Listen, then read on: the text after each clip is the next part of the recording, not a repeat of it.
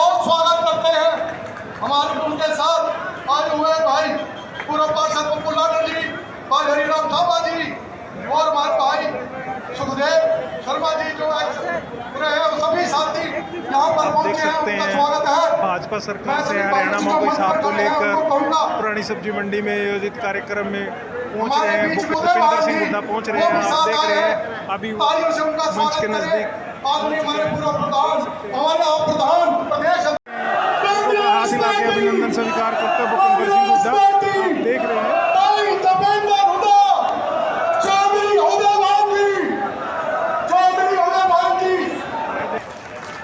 जो हरियाणा मांगे हिसाब अभियान जो हमने 11 तारीख को चंडीगढ़ में और कल सोनीपत में सभी पार्टी के कार्यकर्ताओं के साथ में लॉन्च किया है, उस हरियाणा मांगे हिसाब अभियान की शुरुआत करने के लिए आज आदरणीय दीपेंद्र हुड्डा जी ने ये करनाल की इस पवित्र भूमि को, इस न्याय की इस पवित्र भूमि को, करनाल की पवित्र भूमि को इस अभियान की आगाज के लिए चयन किया है। मैं हरियाणा प्रदेश कांग्रेस कमेटी की तरफ से उनका बहुत बहुत हार्दिक स्वागत करता हूं, उनका बहुत बहुत अभिनंदन करता हूं और उन्हें बहुत बहुत शुभकामनाएं भी देता हूं कि उन्होंने जो हरियाणा प्रदेश कांग्रेस का ऑल इंडिया कांग्रेस कमेटी की तरफ से जारी इस हरियाणा मांगे हिसाब अभियान की शुरुआत आज एक करनाल से कर रहे हैं। इस भ्रष्ट और निकम्मी 10 साल के कुशासन को, भारतीय जनता पार्टी के कुशासन को घर घर तक पहुंचाने के लिए जिस तरह से आपने हाथ से हाथ जोड़ो अभियान को चलाया था, जिस तरह से आपने घर घर कांग्रेस को पहुंचाने का काम किया था, कांग्रेस के जो घोषणा पत्र था, जो कांग्रेस का संकल्प पत्र था, उसको जिस तरह से आपने घर घर में पहुंचाने का काम किया था और इस नाकारा सरकार का चेहरा बेनकाब करने का काम किया था, उसका परिणाम निकला कि पूरे हिंदुस्तान के अंदर हरियाणा प्रदेश नंबर 1 पर वोट प्रतिशत में 47.6% वोट हासिल करके पूरे भारतवर्ष में नंबर 1 पर हरियाणा में आए हैं कांग्रेस पार्टी। आज कांग्रेस पार्टी 90 के 90 विधानसभाओं में बढ़त ली है, 19.5% की अपने वोट प्रतिशत को बढ़ाया है। बीजेपी का 11.5% वोट बैंक घटा है। मैं आपसे अनुरोध करना चाहूंगा कि घर घर में उनके कार्य कारनामे पहुंचा रहे हैं।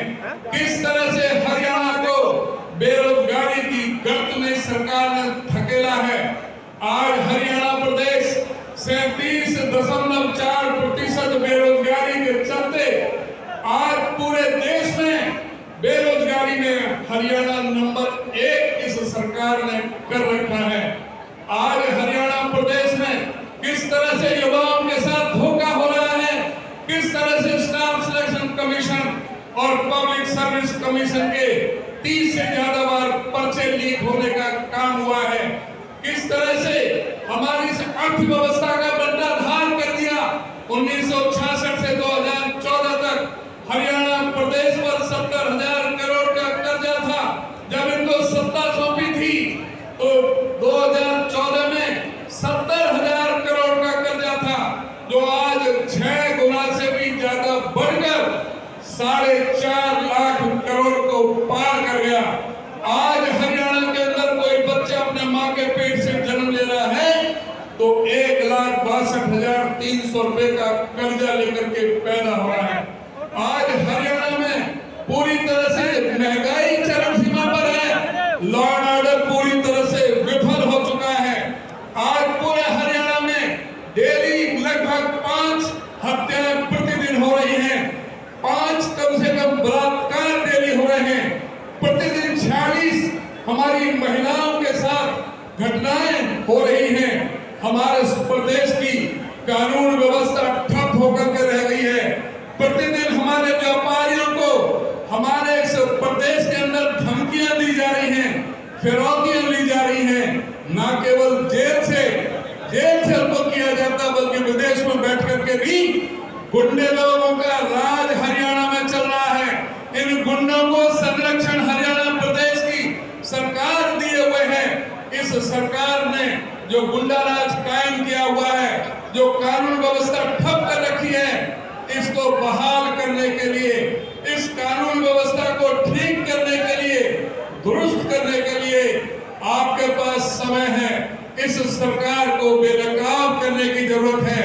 इस सरकार ने जिस तरह से, चाहे यहाँ पर उद्योगों का, जिस तरह से यहाँ पर निवेश का कम हुआ है, हमारे युवा पलायन कर रहे हैं, हमारे युवा खिलाड़ी की जगह नशेड़ी बनकर के रह गए हैं।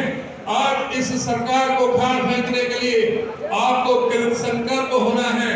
मैं धन्यवाद करना चाहूंगा आदरणीय दीपेंद्र हुड्डा जी को कि उन्होंने इस अभियान की शुरुआत इस करनाल से की है, तो इनके चेहरे को बेनकाब करना है। ये और परिवार पहचान पत्र में 90 से 95% की गलतियां थी, जो ये आज मान रहे हैं, आज कह रहे हैं अब हम इनको ठीक करेंगे। अरे जुमलेबाजो, अभी क्या ठीक करेंगे?